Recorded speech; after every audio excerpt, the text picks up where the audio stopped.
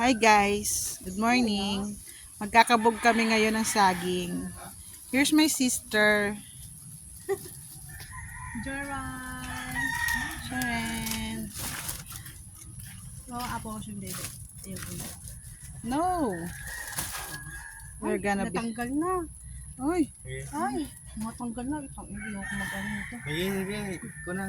Abayak na pala lahat to eh. Ikaw na nga ni... Oh! Ngayon lang kami mag-harvest dito. lagay mo dito sa bangko muna.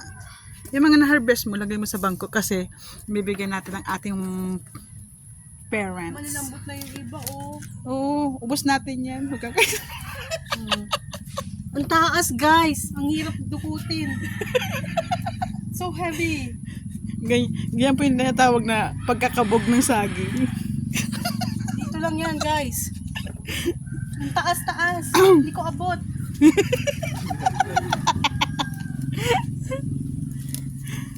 Ganito tayo pag may sagingan ng kapitbahay. Pwede kang magnakaw anytime. Ah, diba? Ang taas, no?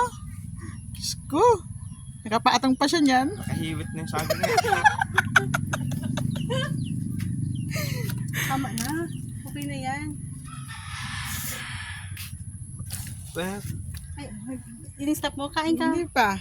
Mamaya, hindi ka pa. Dapat may video pa ng pagkain Oo. ko para ano.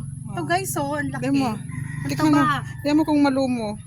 Malumo. Ito yung malumo. malumo na ba yung malumo? Ito malumo guys. Ayan guys, oh. Ay, ayoko na malumo. Kailangan ko kutsarahin yan. Ito, ang sarap. Diba? Ang tamis niya sobra. Minsan ko huwag mo ipakita. No, syempre. Ang sarap guys. The best. Saging na tampuhin. The best to. Libre-libre sa kapitbahay guys. Ganito pala pag may lahing unggoy. Bilisan mo, baka tayo mahuli ng kapitbahay. Mabulunan ka dyan.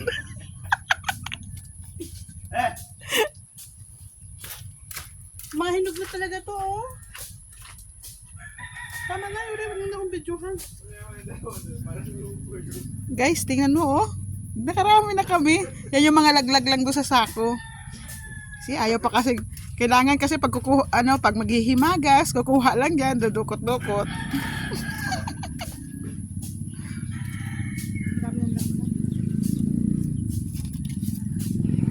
Tama na, Yuri. Tama na, baka magtampo na siya. Inuubos-ubos mo na. Thank you.